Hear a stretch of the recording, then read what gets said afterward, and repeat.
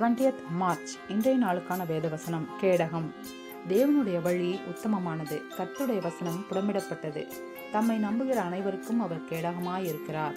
2 Samuel 22:31.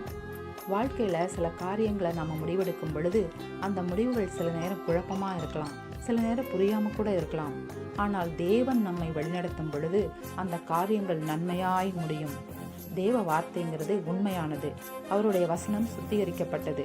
ஒவ்வொரு காரியத்திலையும் அவருடைய வழிகாட்டுதலை நம்ம கேட்கணும். கர்த்தரை நம்பி முடிவுகள் எடுக்க கற்றுக்கொள்ளணும். நம்ம சுய அறிவால எடுக்கக்கூடிய முடிவுகள்ன்றது சிக்கல்கள் கூட முடிஞ்சிடலாம். ஆனால் தேவன் மீது நம் நம்பிக்கை வைத்து கேட்கும் பொழுது வரக்கூடிய தடைகள், சிக்கல்கள் போன்ற எல்லாவற்றையும் நீக்கி ஒரு நல்ல தெளிவான தீர்வை கொடுப்பார். அவர் வாழ்க்கையில கேடகமாய் இருக்கிறார். தேவன் உங்களையும் உங்கள் குடும்பங்களையும் பாதுகாப்பார். ஆமேன். God bless you.